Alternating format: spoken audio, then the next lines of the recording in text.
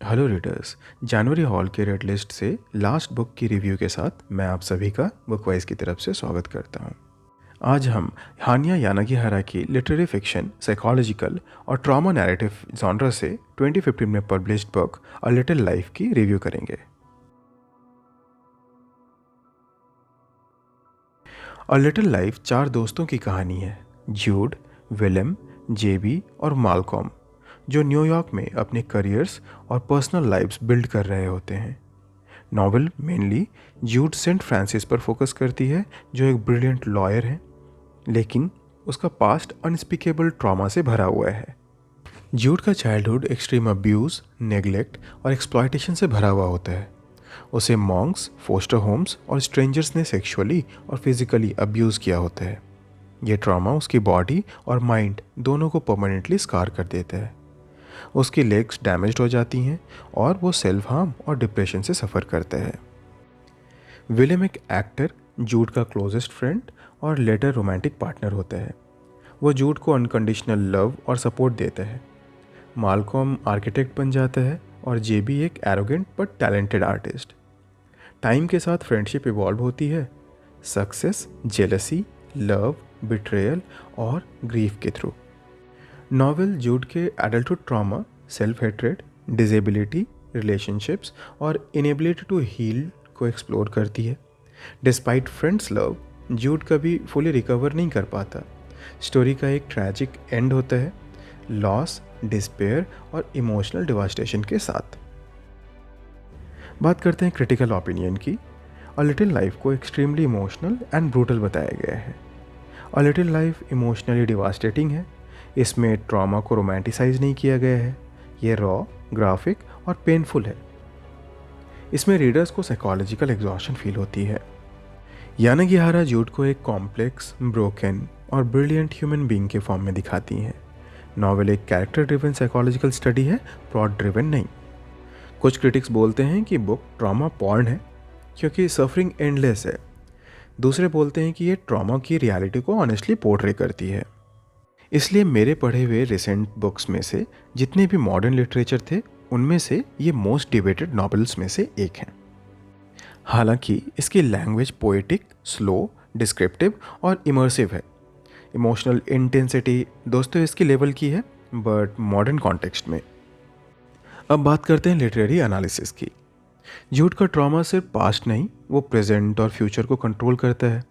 Novel दिखाता है कि ट्रॉमा लीनियर नहीं होता, वो आइडेंटिटी का पार्ट बन जाता है। जूड का सेल्फ हार्म एक कोपिंग मैकेनिज्म है। बुक एक्सप्लोर करती है शेम, गिल्ट और सेल्फ वर्थ के फिलोसॉफिकल क्वेश्चंस को। इसमें से ये क्लियर है कि लव के मिलने से भी ट्रॉमा ऑटोमेटिकली हील नहीं होता। फ्रेंड्स जूड की चोजन फैमिली है। ट्रेडिशनल फैमिली एब्सेंट है, इसलिए फ्रेंडशिप एग्जिस्टेंशियल सपोर्ट सिस्टम बन जाती है। मेल कैरेक्टर्स इमोशनली वल्नरेबल हैं।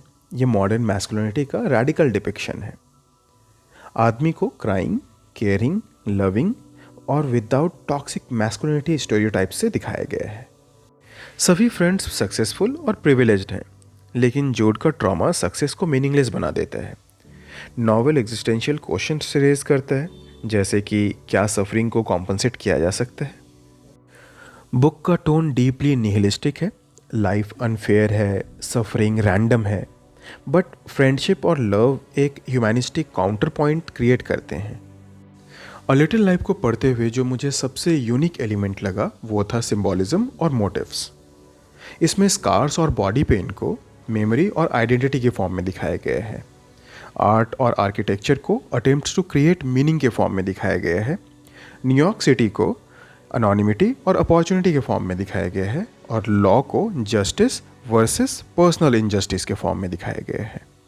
इमोशनल रोलर कोस्टर से भरी ये बुक आपको सिग्निफिकेंट थीम से इंट्रोड्यूस करती है, जैसे trauma and abuse, friendship and chosen family, disability and identity, self harm and mental health, love and dependency, existential suffering और मेमोरी एंड नैरेटिव।